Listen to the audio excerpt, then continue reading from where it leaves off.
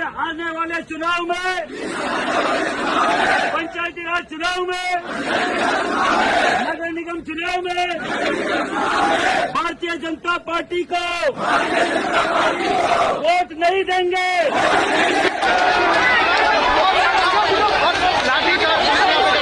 उस इस्तीफे के लिए इन्होंने इतना अत्याचार किया, इतनी बर्बरता की, शायद हमने अमित शाह का इस्तीफा मांग लिया होता तो इन्होंने हम पे सीधा गोलियां चला दी होती, बॉर्डर बना दिया होता जंतर मंतर को। मुझे इस तरीके से लगता है क्योंकि हमने महिलाओं के घर में गुंडा भेजने के बाद फोर्सिबली उनसे अपॉलॉजी, 15 साल की बच्ची से अपॉलॉजी लेना।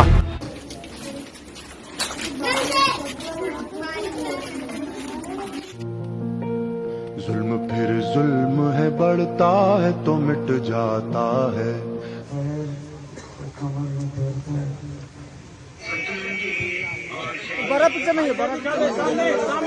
15 साल की बच्ची से प्रधानमंत्री लड़ेंगे तो कैसे न्याय होगा। दोस्तों welcome back to the feed out.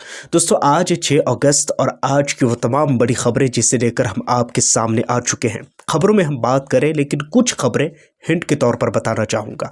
पहली खबर तो ये कि अनशन तोड़ दिया है झारखंड रांची से। कौन? देवेंद्र महतो। और वो किन के कहने पर उन्होंने अनशन तोड़ा है इस पर भी बात करेंगे। साथ में राहुल गांधी के साथ अभी कई सारे छात्र मिलकर के और छात्राएं मिलकर के प्रेस कॉन्फ्रेंस कर रहे हैं। इनमें धर्मेंद्र प्रधान का इस्तीफा मांगा तो हमारे साथ इतनी बर्बरता की गई, अगर अमित शाह का इस्तीफा मांग लिया होता तो शायद गोली ही मारते थे। और ये मेरे शब्द नहीं हैं, मैं आपको बताऊंगा जब प्रेस कॉन्फ्रेंस कर रहे थे छात्र तब उन्होंने क्या कुछ कहा है। साथ में बीजेपी को वोट न देने की कसम खाई है सवर्ण समाज ने। अब ये क्यों खाई है, किस लिए खाई है, इसके पीछे रीज़न क्या, कहानी क्या, इन तमाम चीज़ों के बारे में बात करेंगे। असम के मुख्यमंत्री, जी हाँ वही असम के मुख्यमंत्री जिसे हेमंता विश्व शर्मा कहा जाता है, और वो इस टाइम में रांची में हो रहे प्रदर्शन को सपोर्ट कर रहे हैं। मगर क्यों? सोचिए ना, हिपोक्रेसी की भी सीमा होती है मगर इनकी तो कोई सीमा ही नहीं है। आइए इस पर भी बात करेंगे। छोटी बड़ी और भी कई खबरें हैं जिस पर बात करेंगे, लेकिन पहली खबर और ख़बर यह है कि देवेंद्र महतो जो आज से कई दिनों पहले अनशन पर बैठे थे। क्यों बैठे थे? क्योंकि झारखंड के अंदर में पेपर लीक हुआ था और पेपर लीक होने की वजह से वो जो देवेंद्र महतो है, वो छात्रों का सरदार, वो अनशन पर बैठा। और अब जा करके सोनम वांगचुक से उनकी बात हुई है। वो जबकि हेमंत सोरेन के इस्तीफा की बात कर रहा था कि जब तक हेमंत सोरेन इस्तीफा नहीं देंगे तब तक हम अपना अनशन नहीं तोड़ेंगे।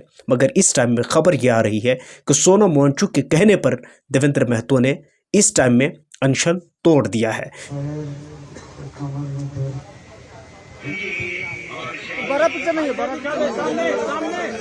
बताएं आपको कि पेपर लीक एक ऐसा मुद्दा है जो पूरे देश के लिए बहुत बड़ा अहम समस्या बन चुका है। दोस्तों इसके लिए जब तक कड़े से कड़े कानून नहीं बनाए जाएंगे और उन तमाम लोगों को जिन्होंने ऐसे कर्मकांड किए हैं उनको जब तक कटघरे में लाकर खड़ा नहीं किया जाएगा तब तक के कोई भी सुनवाई नहीं होने वाली है। और इतनी आसानी के साथ ये इतना बड़ा अहम मुद्दा सॉल्व नहीं होने वाला है। अगर मैं इस पर बात करने पर आ जाऊं तो शायद घंटों बीत जाएंगे और मैं ये प्रूफ कर दूंगा कि पेपर लीक से नुकसान होता है मगर बच्चों का, नेताओं का नहीं। आपके बड़े बड़े जो लोग बैठे हैं उनका नुकसान नहीं होता है, आपके बच्चों का नुकसान होता है। खैर इस टाइम में कुल मिलाकर अनशन तोड़ दिया है देवेंद्र महतो ने।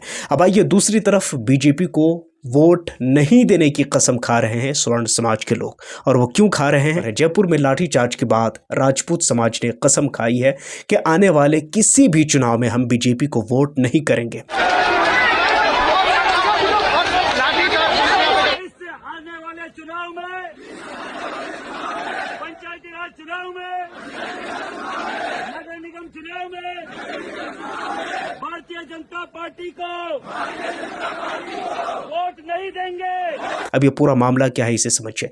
यूजीसी बिल है, इसे लेकर के सांसद के अंदर में पारित किया गया है। अब ये जो स्वर्ण समाज है इनका कहना है कि ये जो बिल है यूजीसी, इसको वापस लो। मगर आपको तो पता है ना कि बीजेपी सरकार है और बीजेपी सरकार अगर कोई भी कानून एक बार बना दे और कोई भी बिल अगर एक बार संसद भवन के अंदर ला दे तो उसे वापस लेना इतना मुश्किल होता है कि जिसका जवाब नहीं है। ये अलग बात है कि छात्र के आंदोलन के बाद उन्होंने जो कुछ किया है धर्मेंद्र प्रधान के इस्तीफा के साथ, हाँ वो एक अलग मिसाल है। मगर यहाँ पर बात किसी स्टूडेंट्स या बात किसी पूरे देश या छात्र या नौजवानों की नहीं है, यहाँ पर बात एक समाज से जुड़ी हुई है।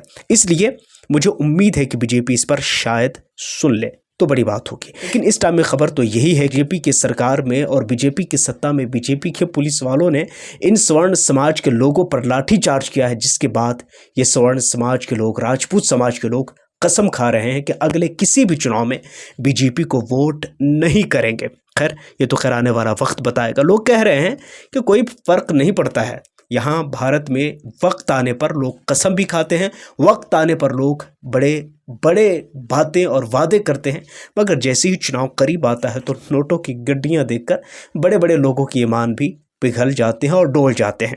अब देखते हैं, आने वाला समय बताएगा कि ये सब कुछ किस तरह होता है। अब दूसरी तरफ अगर आप देखेंगे तो झारखंड के अंदर में पेपर लीक हुआ है, झारखंड की बात है, तो यहाँ पर असम के मुख्यमंत्री उसे सपोर्ट कर रहे हैं और कह रहे हैं कि बिल्कुल हेमंत सोरेन का इस्तीफा होना चाहिए। दोस्तों हिपोक्रेसी की भी सीमा होती है। सोचिए कि यही पेपर लीक गुजरात में होता है, यही सेम पेपर लीक हर जगह पर पूरे देश के अंदर होता है। वहाँ पर जहाँ पर बीजेपी की सरकार है वहाँ पर हेमंत बिश्व शर्मा या कोई भी ऐसे बीजेपी के नेता छात्रों के साथ नहीं होते हैं। अभी आपको एग्जाम्पल बताता हूँ, वो छात्र या वो छात्राएं जो इस टाइम में दिल्ली पर जंतर मंतर पर जाकर धरना प्रदर्शन कर रहे थे और उनके धरना प्रदर्शन के बाद जो कुछ हुआ वो हम आपको बताना चाहेंगे। इस टाइम में 15 साल की एक छोटी बच्ची है जिसे लेकर के सरकार पूरी तरह से उसके घर पे गुंडा भेज करके और उससे माफ़ी मंगवाई गई। ये मेरा दावा नहीं है, ये खुद राहुल गांधी जी कह रहे हैं, जिसे आप सुन सकते हैं। महिलाओं के घर में गुंडा भेजने के बाद फोर्सिबली उनसे अपॉलॉजी, 15 साल की बच्ची से अपॉलॉजी लेना complete nonsense, we do not accept it. अब यहाँ पर कॉकरोच जनता पार्टी ने इस वीडियो को शेयर किया है और राहुल गांधी कह रहे हैं कि 15 साल की छोटी बच्ची को फोर्सफुली उसे माफ़ी मंगवाया जाता है। ये किसी भी हिसाब से सही नहीं है। मगर झारखंड के अंदर में पेपर लीक हुआ और बीजेपी के नेता हेमंत बिश्व शर्मा कह रहे हैं कि भाई सही है अगर हेमंत सोरेन का इस्तीफा हो जाए। चलिए आगे देखते हैं क्या कुछ होता है। दोस्तों अब आइए खबरों में और आगे बढ़ते हैं। ज़रा इस एक छोटी सी वीडियो को देखिए, गौर से देखिए। इस वीडियो में अगर आप देखेंगे तो एक चीज़ आपको पता चलेगा। एक और वीडियो देखिए, फिर इसके बाद मैं आपको बताता हूँ। ये 2 वीडियोज़ है जो मैंने आपके सामने लगाई हैं। ज़रा सोच कर देखिए। एक वीडियो है यूपी के सीतापुर में, जो कि प्राइमरी स्कूल के बच्चे हैं और उस बच्चे को जो मिड डे मील में खाना मिलता है उस खाने की हालत देखिए। जी हाँ, ये वही भारत की तस्वीर है जिसे पूरी दुनिया में एक सुपर फास्ट तौर पर बढ़ते हुए अर्थव्यवस्था के तौर पर दिखाया जाता है। मगर उसकी इस तस्वीर को देखने के बाद शायद उन लोगों की आंखें खुल जाएं जो अब भी सिस्टम और सरकार से सवाल करने को गुनाह समझते हैं। दोस्तों सिस्टम और सरकार होता ही इसलिए है कि अगर वो अच्छा करे तो हम उसे अप्रिशिएट करें और अगर वो गलत करे तो हम उसकी आलोचना भी करें। आलोचना करने का ये मतलब नहीं होता कि हम देश के खिलाफ कोई बात कर रहे हैं। आलोचना का मतलब होता है किसी चीज़ को सुधार करने के लिए एज अ इन्विटेशन लोगों को कहना कि भाई यहाँ पर गलत हुआ, यहाँ पर सही हुआ, यहाँ इसे आप सही कीजिए, यहाँ ये गलत हुआ है। दोस्तों यहाँ मिड डे मील की हालत तो छोड़िए, यहाँ कितने स्कूल हैं जो उत्तर प्रदेश के अंदर में बंद हो चुके हैं मगर कोई सवाल पूछने वाला नहीं है। उत्तर प्रदेश में इतने सारे स्कूल्स बंद हो गए हैं जिसका कोई जवाब नहीं। ऑन द रिकॉर्ड मैंने इस पर बात की है। अब देखिए सवाल पूछे तो पूछे कैसे, सोचिए। अब अगर कोई सवाल पूछता है तो सवाल पूछने वालों को ही रातों रात उठा लिया जाता है और उनसे ही इतने सवाल पूछे जाते हैं, इतने सवाल पूछे जाते हैं कि सवाल पूछने वाला का खुद अपना ही सवाल बन जाता है। इसलिए कोई सवाल पूछने को जल्दी से तैयार नहीं होता है। अब आइए कुछ खबरें और जिस पर बात कर लेते हैं। खबर ये कि यमन के करीब भारतीय जहाज़ पर हमला हुआ है। अब लोग सवाल पूछ रहे हैं कि भारतीय जहाज़ पर ही हमला क्यों, वो भी बार बार। सोचिए कि इस टाइम में जो हमला हुआ है भारतीय जहाज़ पर, उसमें 14 लोग सवार थे, उस पर 14 लोगों की जान इस टाइम में बचाई जा चुकी है। मगर भारत ने इस पर कड़ी आपत्ति जताई है। अब भारत ने आपत्ति तो जताई है मगर इससे पहले 2 दिन मैं आपको लेकर जाना चाहता हूँ। एमनेस्टी की रिपोर्ट मैंने आपको बताई थी। एमनेस्टी कंपनी के थ्रू जो हथियार सप्लाई किए जा रहे थे इजराइल को, उस हथियार को लेकर के पूरी दुनिया में एक ब्रेकिंग न्यूज़ के तौर पर पूरी खबर फैली थी।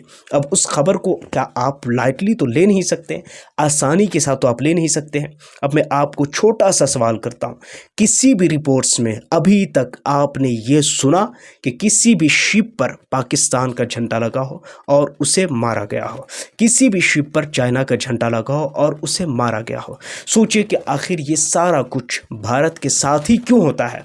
ऐसा मैं भारतीय एक चीज़ बताना चाहता हूँ, क्योंकि ये देश हमारा भी है और इस देश के लिए दर्द हमें भी होता है। और दर्द होने का ये मतलब नहीं कि मैं इस दर्द को अपने सीने और दिल में छुपा कर बैठ जाऊं।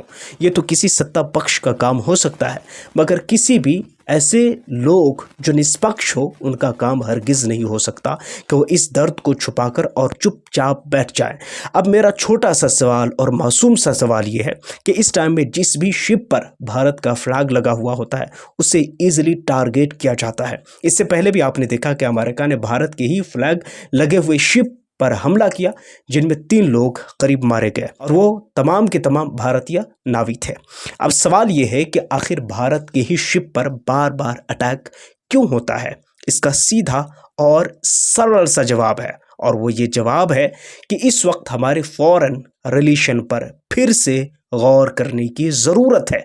इसलिए ज़रूरत है, कभी भी हमने ये खबर नहीं सुनी कि चाइना की शिप पर या किसी अदर कंट्रीज़ के शिप पर कोई हमला हुआ। जब भी होता है भारत की ही शिप पर होता है। और इसका सीधा सा जवाब ये भी है कि जिस तरह से इजराइल के साथ हमारे प्रधानमंत्री गलबैयाँ करते हैं और इजराइल के साथ जिस तरह से हमारे ताल्लुकात और रिश्ते हैं, इन तमाम चीज़ों को अरब देश और पूरी दुनिया जानती है। कि इसी टाइम की खबर को ले लीजिए, जब हथियार सप्लाई हुआ था उसमें हमारे देश के मंत्री ने क्या जवाब दिया था कि जितने हथियार सप्लाई हुए हैं वो तमाम के तमाम अंतर्राष्ट्रीय कानूनों के तहत हुए हैं।